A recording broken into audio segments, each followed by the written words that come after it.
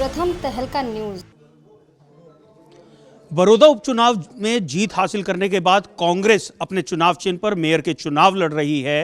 अंबाला से उन्होंने मीना अग्रवाल को प्रत्याशी बनाया है। उनके पति कई बार यहां से पार्षद रह चुके हैं, कांग्रेस के एक्टिव सदस्य हैं। मेरे साथ मौजूद है पवन अग्रवाल जी, जिनकी धर्मपत्नी को टिकट मिली है। पवन जी, कितनी खुशी है और चैलेंज किससे है?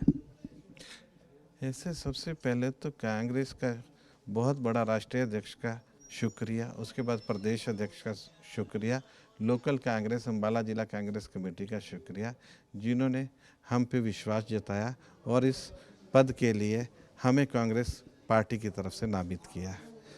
रही बात दूसरा सवाल क्या था आपका? मुद्दे क्या हैं आपके इस बार? मुद्दे जो हैं, एक तो मूलभूत सुविधाओं के तो मुद्दे रहते ही हैं, हम उसमें गली सड़क पानी स्ट्रीट लाइट लें। इसके अलावा बहुत बड़ा मुद्दा है जिसको आपने पहले भी उठाया है, एनओसी का मुद्दा। एनओसी के नाम पर शहर में व्यापक भ्रष्टाचार है, आप लोगों ने भी उठाया, पर सरकार ने उसको अनसुना कर दिया और उसके नाम पे एक बहुत बड़ी धांधली नगर निगम में हो रही है और इस चीज़ को आप पत्रकार साथियों ने बार बार उठाया, फिर भी सरकार इसकी तरफ ध्यान नहीं देती। दूसरा एक मुद्दा है जो बहुत कम लोगों से जुड़ा हुआ है, एक्सटेंडेड एमसी लिमिट और न्यू ओल्ड एमसी लिमिट। अगर हम बात करें, एमसी मीन्स एमसी, ये डिफरेंस नहीं होना चाहिए कि ओल्ड एमसी लिमिट है, ये एक्सटेंडेड एमसी लिमिट है। अब ओल्ड एमसी लिमिट में कुछ और रूल हैं, एक्सटेंडेड एमसी लिमिट में कुछ और रूल हैं, जबकि टैक्सों के नाम पे दोनों जगह वसूली की जाती है। सर, टैक्स के नाम पे आपने कहा वसूली की जाती है। एनओसी का जो मुद्दा है जिसकी आपने बात की, मेयर बनने के बाद आपको लगता है कि ये मुद्दे जो हैं, आपकी पत्नी जब मेयर बन जाएंगी, इन मुद्दों को हल करवा पाएंगी? क्योंकि सरकार जो है वो भाजपा की है और जहाँ जहाँ भाजपा की सरकार है वहाँ हमने देखा मेयर की जो शक्तियाँ हैं वो काफ़ी कमज़ोर रही हैं। जैसे आप 3.5 साल पिछले हाउस में भाजपा का मुख्यमंत्री होते हुए हमारा एक कांग्रेस का हाउस रहा, उसमें आपने देखा कि हमने सरकार के खिलाफ टक्कर लेके अपने फैसले सरकार से मनवाए, चाहे उसको कमिश्नर के ट्रांसफ़र के लिए हमें हाई कोर्ट जाना पड़ा, किसी भी कोर्ट की शरण लेनी पड़ी, जनता में उसका मुद्दा उठाना पड़ा, पत्रकार साथियों में उसका मुद्दा उठाना पड़ा, वो मुद्दे उठाए और हम अपने उद्देश्य में कामयाब रहे। इस चीज़ के आप गवाह हो।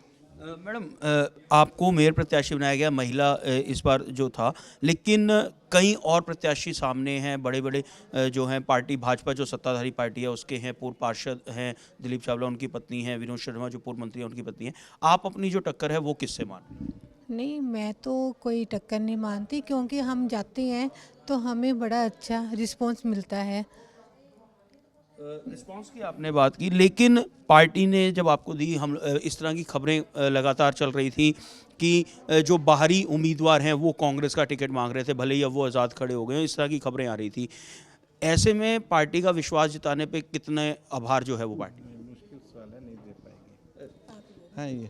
हाँ, ये भ्रांतियाँ फैलती रहती हैं, जबकि पार्टी में ऐसा कोई बात नहीं थी। जिसने अप्लाई किया उन्हीं में से टिकट के चयन किया गया और जैसा कि हमारी प्रदेशाध्यक्ष ने अभी बताया कि जिस प्रत्याशी ने अप्लाई किया उनमें एक कंसेंसस बना के एक चयन किया गया और जो भ्रांतियां थी वो भ्रांतियां ही हैं। ना ही कांग्रेस पार्टी पे किसी का आवेदन आया, ना ही किसी को बुलाया गया बाहरी प्रत्याशी को।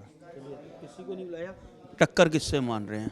टक्कर हमारी किसी से नहीं है, एक तरफा कांग्रेस की लहर है और इस कांग्रेस की लहर में हम अपने आप को विजयी देख रहे हैं। किसानों के मुद्दे की अगर बात करूं, आपको लगता है ये निगम चुनाव, क्योंकि भाजपा तो नकार चुकी है किसानों के मुद्दे को, वो ये कहती है कि निगम के चुनाव हैं, किसानों का मुद्दा नहीं चलेगा, कांग्रेस किसानों का मुद्दा मानती है चलेगा? ऐसे किसानों का एक मुद्दा नहीं, एक आम किसान से, अन्नदाता से धक्का है। अगर हम इसको चुनावी मुद्दा माने तो ये बहुत छोटी सी बात है। हमारी 70% अर्थव्यवस्था कृषि पर आधारित है। एक हमारी मॉरल ड्यूटी बनती है उस समाज को, उस वर्ग को एक उचित सम्मान दें, उनको एमएसपी के नाम पे एक सोशल सिक्योरिटी मिलती है, उसको धक्का करके और एक 2-3 बड़े उद्योगपतियों को एक राशन की व्यवस्था अगर हम दे देंगे, उस चीज़ में अगर हम बात करें, आज की डेट में लोहे की बात कर लें, शायद वो मुद्दा आप इसलिए नहीं गिनना चाहते क्योंकि वो बहुत लोगों से जुड़ा हुआ नहीं है। आज से 3 महीने पहले जो आयरन के रेट थे 35 रुपये थे, आज 50 रुपये से पार कर चुके हैं। उसका एक बहुत बड़ा कारण है गुजरात में एक बहुत बड़ा प्लांट लोहे का लगा है, जिसके पीछे ये कहा जाता है, अफवाह है कि किसी भाजपा के बड़े नेता का है। उसने उसमें एक मोनोपोली करके शहर में ऐसी या देश में ऐसी व्यवस्था कर दी कि डोडे दाम हो गए। उसके बाद हम पेट्रोल का लें, गैस का लें, ये भी रोज़मर्रा की ज़िंदगी से जुड़े हुए मुद्दे हैं और उसमें कितनी तेज़ी से दाम बढ़ रहे हैं। तो आपने जो दाम हैं वो बढ़े हैं, पेट्रोल के दाम लगातार बढ़ रहे हैं, डीजल के दाम लगातार बढ़ रहे हैं, क्या इसको भी कांग्रेस चुनावी मुद्दा बनाएगी? ऐसे ये चुनावी मुद्दा नहीं, ये रोज़मर्रा की ज़रूरत का हिस्सा है। अगर हम कहें कि निगम के क्षेत्र में ये चीज़ें आती हैं, नहीं आती, पर लोग इस मुद्दों को मानते हुए अपना गुस्सा वोट के जरिए सरकार के खिलाफ निकालेगी और कांग्रेस को भारी बहुमत से, हमारे 21 प्रत्याशियों को भारी बहुमत से जिताएगी। चलिए 21 प्रत्याशियों को भारी बहुमत से जिताएंगे। 27 तारीख को वोट डालने हैं। प्रथम तहलका आपसे यही अपील करता है कि आप अपने मताधिकार का इस्तेमाल जरूर करें। 27 को अपने घरों से बाहर निकलें और अधिक से अधिक अपने मताधिकार का इस्तेमाल करें। आपको हमारी कवरेज कैसी लगी इसे लाइक करें, शेयर करें और अपने कमेंट्स देने ना भूलें।